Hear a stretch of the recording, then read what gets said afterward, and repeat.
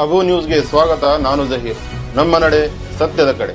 ವಿಧಾನ ಪರಿಷತ್ ವಿರೋಧ ಪಕ್ಷದ ನಾಯಕ ಛಲವಾದಿ ನಾರಾಯಣಸ್ವಾಮಿ ಪ್ರತಿಭಟನೆಗೆ ಸಾಥ್. ಸಿಂದಗಿಯ ಸೋಂಪುರ್ ರಸ್ತೆಯಲ್ಲಿರುವ ಸರ್ವೆ ನಂಬರ್ 842ರಲ್ಲಿನ 84 ಕುಟುಂಬಗಳ ಮನೆಗಳನ್ನು ತೆರವುಗೊಳಿಸಿದ ಹಿನ್ನೆಲೆಯಲ್ಲಿ ನಿವಾಸಿಗಳು ಪಟ್ಟಣದ ಡಾಕ್ಟರ್ BR ಅಂಬೇಡ್ಕರ್ ವೃತ್ತದಲ್ಲಿ ಪ್ರಾರಂಭಿಸಿದ ಧರಣಿ ಸತ್ಯಾಗ್ರಹ 11ನೇ ದಿನಕ್ಕೆ ಕಾಲಿಟ್ಟಿದ್ದು, ಇಂದು ಆ ಪ್ರತಿಭಟನೆಗೆ ಬೆಂಬಲ ನೀಡಲು ಎಂದು ಕರ್ನಾಟಕ ರಾಜ್ಯದ ವಿಧಾನ ಪರಿಷತ್ ವಿರೋಧ ಪಕ್ಷದ ನಾಯಕ ಛಲವಾದಿ ನಾರಾಯಣಸ್ವಾಮಿ ಅವರು ಪ್ರತಿಭಟನಾ ಸ್ಥಳಕ್ಕೆ ಬಂದು ಪ್ರತಿಭಟನಾ ಕುರಿತು ಮಾತನಾಡಿದರು. ಸ್ಥಳೀಯ ಶಾಸಕ ಅಶೋಕ್ ಮನುಗೋಳಿ ಮತ್ತು ಅಧಿಕಾರಿಗಳ ಕುಮ್ಮಕ್ಕಿನಿಂದ ಸಿಂದಗಿ ನಗರದಲ್ಲಿ 84 ಕುಟುಂಬಗಳು ಬೀದಿಗೆ ಬಂದಿವೆ ಎಂದು ಶಾಸಕ ಅಶೋಕ್ ಮನುಗೋಳಿ ಮತ್ತು ಅಧಿಕಾರಿಗಳ ವಿರುದ್ಧ ಹರಿಹಾಯ್ದರು.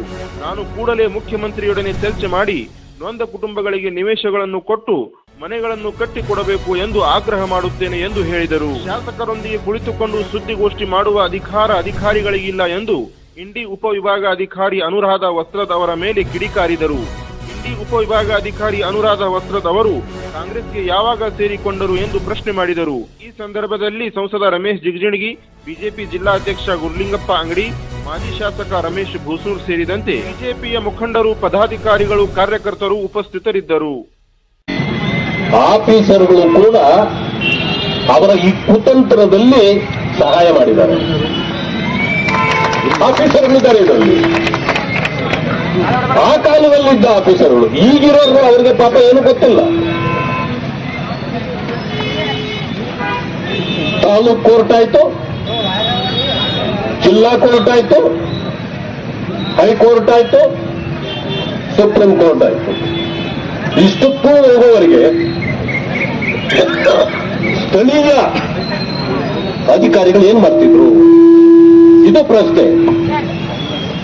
ನಾವೀಗ ಪ್ರಶ್ನೆ ಕೇಳಿದ್ರೆ ಅವರಿಗೆ ಉತ್ತರ ಇಲ್ಲ. ಅದಾದ ನಂತರ ದಾಖಲೆಗಳನ್ನು ಕೊಟ್ಟ ಮೇಲೆ ಖರಾಬಿ ಜಮೀನು ಈ ಬಡವರು ಕಟ್ಟಿಕೊಂಡಿರ್ತಕ್ಕಂಥ ಜಮೀನೇ ಅಂತ ಯಾರು ನಮಗೆ ಖಾತ್ರಿಪಡಿಸಿದ್ದು?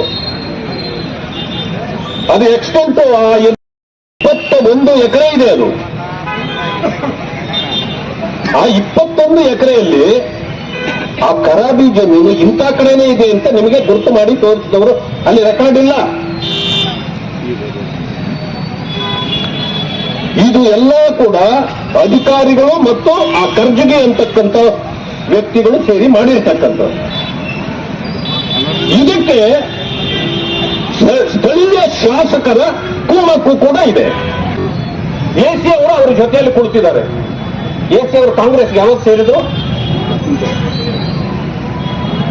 AC ಅವರ ಕೆಲಸ ರಾಜಕೀಯ ಮಾಡುವುದಾ?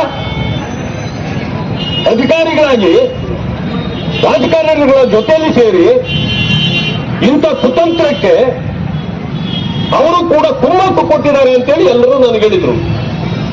ಈ ಕುಮ್ಮಕ್ಕು ಕೊಟ್ಟಿದ್ದಾರೆ ಅನ್ನೋದಕ್ಕೆ ಈಗ ಸಾಕ್ಷಿ ಏನು ಅಂತ ನಾನು ಕೇಳೋದಾದ್ರೆ, ಇದಕ್ಕೆ ಸಾಕ್ಷಿ ಇವತ್ತು ನೀವು ಸಭೆಗೆ ಬರದೇ ಇರೋದೇ ಸಾಕ್ಷಿ.